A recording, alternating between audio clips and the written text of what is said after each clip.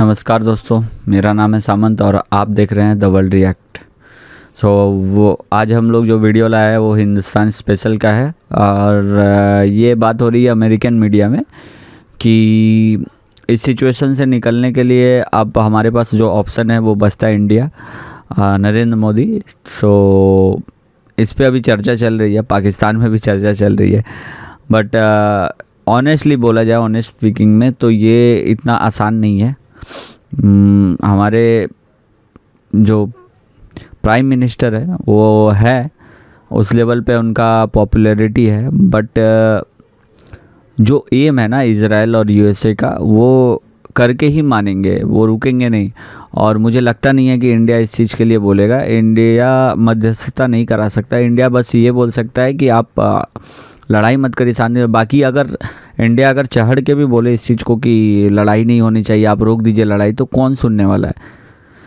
कौन सुनने वाला है इस चीज़ को? कोई नहीं सुनेगा, क्योंकि जो ऑब्जेक्टिव है इस वॉर की, वो तो उसको अचीव, इन लोगों को अचीव करने के बाद ही शांति मिलेगा।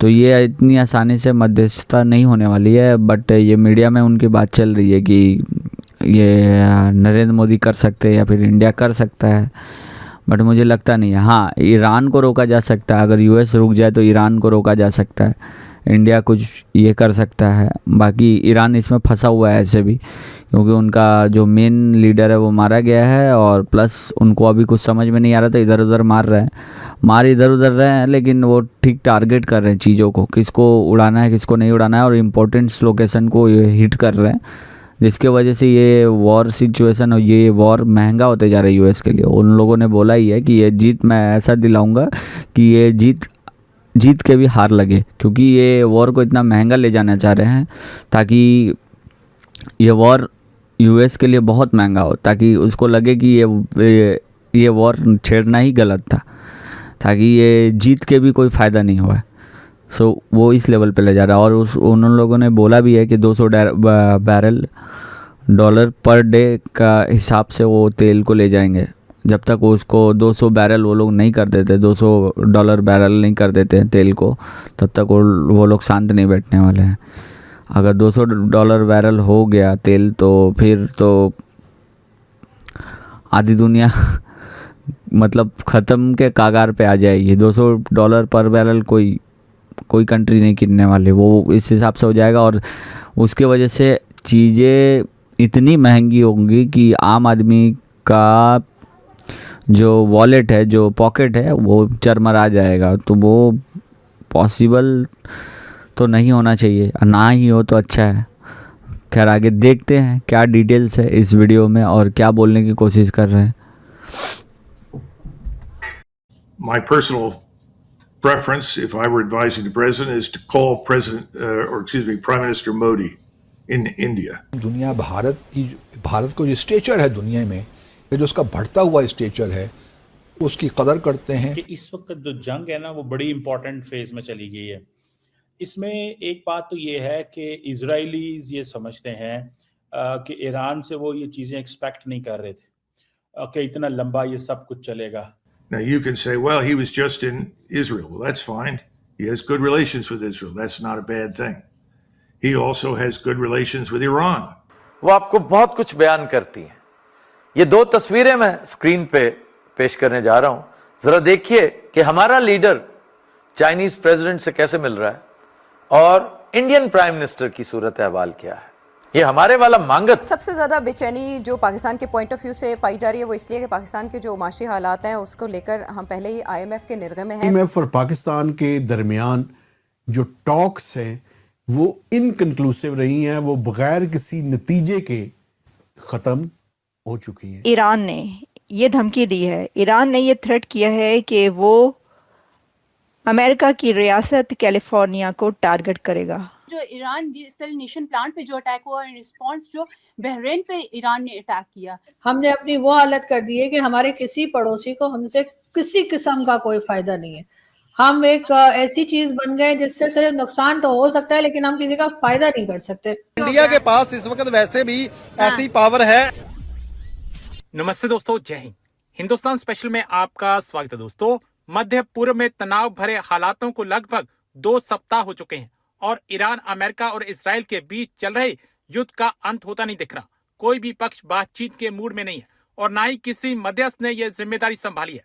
हालांकि पिछले 2 दिन में अंतर्राष्ट्रीय कूटनीति में 2 आवाजों ने सुझाव दिया है कि ईरान युद्ध को समाप्त करने के लिए प्राइम मिनिस्टर नरेंद्र मोदी मध्यस्थ की भूमिका निभाने के लिए सबसे उपयुक्त हैं। अमेरिका के सैन्य अधिकारी कर्नल डगलस मैकग्रेगर ने टकर कार्लसन के पॉडकास्ट में कहा, अमेरिका, इसराइल, ईरान युद्ध को रोकने के लिए हमें एक मध्यस्थ की आवश्यकता है और बेहतर होगा कि वह मध्यस्थ भारत के प्राइम मिनिस्टर नरेंद्र मोदी हो। मैकग्रेगर ने अमेरिका के राजनीतिक हलकों में एक प्रभावशाली व्यक्ति हैं। प्राइम मिनिस्टर मोदी द्वारा Israeli prime minister Benjamin Netanyahu और ईरानी नेताओं को किया गया एक फोन कॉल युद्ध को रोक सकता है। पिछले दिनों यूएई के पूर्व राजदूत मिर्जा ने यह बात कही थी। भारत ने स्वतंत्रता के बाद युद्ध के समय कभी भी किसी एक देश या देशों के गठबंधन का खुलकर समर्थन नहीं किया। हमने अपनी वो हालत कर दी है कि हमारे किसी पड़ोसी को हमसे किसी किस्म का कोई फायदा नहीं है। हम एक ऐसी चीज बन गए जिससे सिर्फ नुकसान तो हो सकता है, लेकिन हम किसी का फायदा नहीं कर सकते। अभी भी कई दिन गुजरने के बाद हमारे प्राइम मिनिस्टर साहब की थोड़ा हिम्मत बंदी या पता नहीं मुल्क के अंदर से कहीं से प्रेशर आया कि उन्होंने आखिरकार जो नए सुप्रीम लीडर आए हैं वहाँ ईरान के, उनको मुबारकबाद दे दी। भाई इतने दिन से आप क्या कर रहे थे, क्या सोच रहे थे? जाहिर है ये ट्रम्प सोच रहे होंगे कि अगर मैंने मुबारकबाद दे दी ट्रम्प को ना बुरा लग जाए। तो अब क्या सऊदिया को बुरा नहीं लगेगा? क्योंकि ईरान तो वो कंट्री है जो सऊदिया पे भी अटैक कर रहे हैं। और इन्होंने तो कहा था कि जो एग्रीमेंट इन्होंने सऊदी के साथ किया था कि एक पे हमला दूसरे पे समझा जाएगा, जबकि असल में बात ये हुई थी कि सऊदिया पर अटैक पाकिस्तान पर अटैक समझा जाएगा, लेकिन पाकिस्तान पर अटैक सऊदिया पर अटैक नहीं समझा जाएगा। अगर यही बात होती कि पाकिस्तान पर अटैक सऊदिया पर अटैक होता तो सर फिर तो अभी तक मेरा ख्याल है कि जितने अटैक हमारे ऊपर टीटीपी कर चुका है, कहीं ना कहीं तो सऊदी अरब निकल आया होता।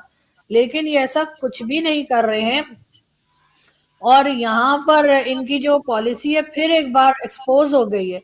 एक बार फिर पता लग रहा है कि ये सिर्फ अपने जाती जो उनके फायदे हैं वो उसी के ऊपर चल रहे हैं। वरना पंजाब गवर्नमेंट को क्या जरूरत पड़ी थी जहाज खरीदने की? उसके बाद ये भी सुना जा रहा है कि फील्ड मार्शल साहब भी शायद जहाज लेने वाले हैं या ले लिया।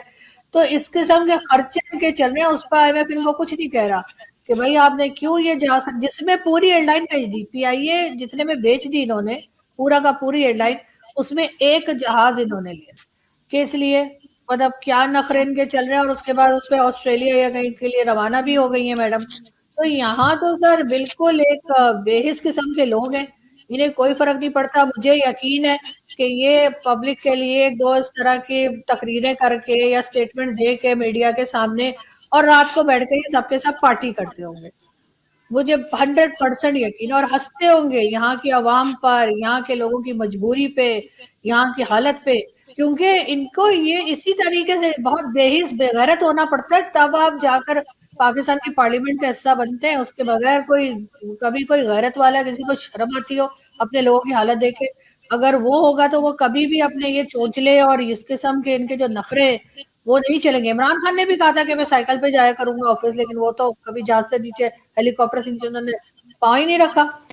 लेकिन क्योंकि वॉर से रिलेटेड है, ये वॉर अपडेट है, क्योंकि बहुत सी नई डेवलपमेंट्स हमारे सामने आ चुकी हैं और ये वॉर हम सबको, इस प्लेनेट को किस तरफ लेकर जा रही है आपके सामने रखते हैं। देखिए कुछ बहुत बड़ी खबरें, बहुत बड़ी डेवलपमेंट्स।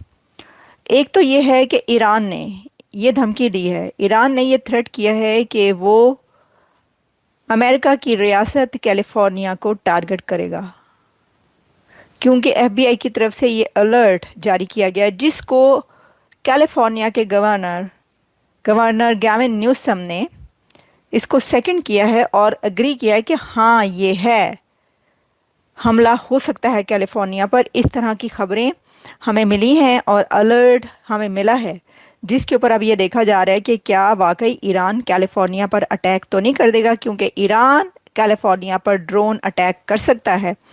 ये खबर जो है ये मिली है। अब कैलिफोर्निया जो है वो कह रहा है वेस्टर्न साइड। देखिए एक आपको पता है कि golden gate of San Francisco बहुत मशहूर है, तो हो सकता है कि वहाँ पर, क्योंकि वो किसी ऐसी ही जगह करेगा ईरान, अगर उसने टारगेट करना होगा कि जिसकी खबर बड़ी बने, कोई छोटी मोटी ऐसी इधर उधर की किसी ग्राउंड पर किसी खाली घास पर कहीं पे जाके उसने कर दिया तो उसकी तो उस खबर नहीं बनेगी ना एज सच। लेकिन कैलिफोर्निया पर इटसेल्फ जो हमले की खबर है वो बहुत बड़ी है कि भाई कैलिफोर्निया पर हमला हो सकता है। एक तो ये बात मैं आपको इतनी बड़ी खबर बता रही हूँ। दूसरा, इससे भी शायद बड़ी खबर वो हो क्योंकि वो हो चुका है, और वो ये है कि गल्फ के UAE, Saudi Arabia, Bahrain, Qatar, इन सब के बैंकों को खाली करा लिया गया है। यानी जो बैंक्स हैं जिसमें HSBC, जिसमें city bank, chartered, standard chartered, बहुत सारे ऐसे बैंक्स, उन सब की जो, यानी आप कह सकते हैं कि अमरीकी बैंक जो हैं गल्फ में, जो कि कतर में हैं, दुबई में हैं, सऊदी अरेबिया में, जहाँ जहाँ वो बैंक हैं, उनके ऊपर, क्योंकि ईरान ने ये कहा है कि अब हम अमेरिका के फाइनेंशियल इंस्टीट्यूशंस जो कि गल्फ में हैं, अरब स्टेट्स में हैं, अरब कंट्रीज़ में हैं, उनको निशाना बनाने लगे हैं। तो उसके बाद वहाँ के सब बैंकों को खाली करा लिया गया। अब कैन यू इमेजिन कि ये कितनी बड़ी एक्सरसाइज और कितनी ख़तरनाक खबर है, क्योंकि जितने भी बैंक थे, अच्छा ये सिर्फ ये नहीं है कि उसने सिर्फ ये थ्रेट किया और बस ये खबर आ गई, नहीं, उसके बाद ये वाली खबर भी डिटेल में आई है जो हम आपको बता रहे हैं। तो दोस्तों वीडियो यहीं ख़त्म होती है। ये जो खबर है जो बैंक वाली, वो सही है। अभी बोला है ईरान ने कि जो भी यूएस के बैंक्स है उस पर अब फाइनेंशियल इंस्टीट्यूशन पे हिट करेंगे, और ये ख़तरनाक भी है क्योंकि आप स्टेप बाय स्टेप यूएस को भी पुश कर रहे हैं। और यूएस ऐसा कंट्री है मेरे हिसाब से, जितना मैं जानता हूँ, उनको पुश पसंद नहीं है कोई उनको पुश करे, ज़्यादा पुश करे, क्योंकि उनका क्या है कि हम जो बोलेंगे वो सुनना पड़ेगा, नहीं सुनोगे तो फिर हम लोग मारेंगे। अगर तुम अटैक करोगे हमारे ऊपर तो हम लोग रिटेलिएट जब करेंगे वो अलग लेवल का करेंगे। तो अभी ये चीज़ हो गया है कि ये पूरा हाथ धो के पीछे पड़ गया ईरानियंस इनके, कि इनके हर एक इंस्टीट्यूशन और इनके डेटा सेंटर पे भी इन्होंने बोला था कि हिट करेंगे। जैसे गूगल का डेटा सेंटर है, जो भी डेटा सेंटर आपका यूएई, मिडिल ईस्ट में जो भी कंट्रीज़ के ऊपर है, उसको अभी रिस्क है। अभी बात हुई है, इन लोगों में बात चल रही है, डिस्कशन चल रही है डेटा सेंटर को मूव करने की इंडिया के तरफ। सो ये बहुत ख़तरनाक है। और प्लस मैं सोच रहा हूँ कि ये न्यूक्लियर वॉर के तरफ कहीं ना चला जाए, क्योंकि मुझे लगता नहीं है कि यूएस इस चीज़ को ज़्यादा लेगा इजीली, क्योंकि अगर फ्रस्ट्रेशन बढ़ गई, अगर उस लेवल पे चला गया यूएस, तो टैक्टिकल न्यूक्लियर बम यूज़ कर सकता है जो छोटे छोटे होते हैं, और कुछ एरियाज़ वाइज यूज़ कर सकता है, या फिर हुनोस बड़ा भी यूज़ कर सकता है। तो इतनी आसान तो नहीं है फ़िलहाल ये बात, लेकिन हो भी सकती है। किसने सोचा था कि यूक्रेन रशिया का वॉर इतना साल चलेगा? किसने सोचा था कि ईरान पे यूएसए अटैक करेगा इतने इंटेंसिटी से, इजराइल अटैक करेगा? किसने सोचा था ये तेल और एलपीजी का प्रॉब्लम आएगा? किसी ने नहीं सोचा था, बट हो रहा है ना, तो ये भी हो सकता है, इम्पॉसिबल कुछ नहीं है।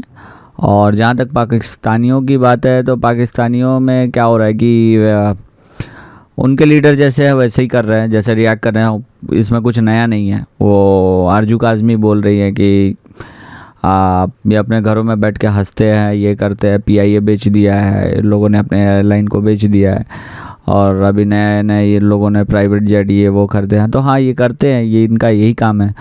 इनकी तो पासपोर्ट, डबल पासपोर्ट पड़ी हुई, बाहर की ग्रीन कार्ड है, बाहर की सब लेके बैठे हुए हैं, इनके पास डबल होल्ड करते हैं सब, क्योंकि इनका क्या काम है, पाकिस्तान एक तरफ से इनके लिए इनकम करने का जरिया है, जगह है जहाँ पे ये इनकम करेंगे, और जब इनका हो जाएगा, इनका ये हट जाएंगे सब चीज़ों से, तो बाहर चल जाएंगे अपने फैमिली के साथ, खुश रहेंगे, सब वहीं सेटल कर ले रहे हैं। तो पाकिस्तान में जो बड़े लेवल के जितने हैं नेता से लेके जितने आर्मी ऑफिसर्स जो भी है हाई लेवल में, सब यही करते हैं। इनका फील्ड मार्शल भी यही करेगा एंड में, थोड़ी वो पाकिस्तान में रह रहा है। अभी अवस्था कंडीशंस और ख़राब हो रहे हैं, कंडीशन ख़राब होते होते एक दिन वो लगेगा उसका भी बाहर पीछे कुछ ना कुछ होल्ड किया हुआ होगा इंटरनेशनली, वो चला जाएगा। भोगेंगे पाकिस्तानी भुगतेंगे।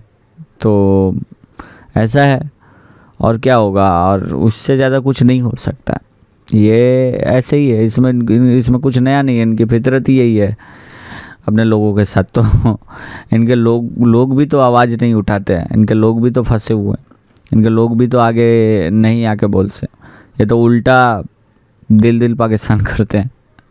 इनकी चड्डी फटी हुई है लेकिन फिर भी दिल पाकिस्तान होते। तो करो भाई, करो, कुछ होने वाला नहीं है। तुम्हारे लीडर्स ऐसे ही, तुम्हारे आर्मी ऑफिसर जो हायर लेवल के हैं वो अब यही करेंगे, आएंगे, पैसा लेंगे, होल्ड करेंगे, लोन लेंगे, पकड़ेंगे, बाहर निकल जाएंगे। कुछ आतंकवादी गतिविधियां करेंगे इधर उधर। कुछ अपने आर्मी को तो भाड़े के टट्टू बना चुके हैं। जो बोलता है वो उधर वहाँ भेज देते। ये पैसे के दम पे, पैसा दो, पाकिस्तान कुछ भी करने के लिए रेडी है। सिंपल हिसाब है, पाकिस्तान को पैसा दो वो कुछ भी करेगा। तो ये कंडीशन चल रही है। इसमें नया क्या है? इसमें नया कुछ है नहीं, ये चल रहा है शुरू से और ये चल रहा है और ये चलता रहेगा। तो यही था वीडियो दोस्तों, और आगे देखेंगे सिनेरियो सिचुएशन कहाँ जाती है, किस लेवल पे जाती है। हम लोगों की नज़र बनी हुई है यूएसए और ईरान वॉर पे।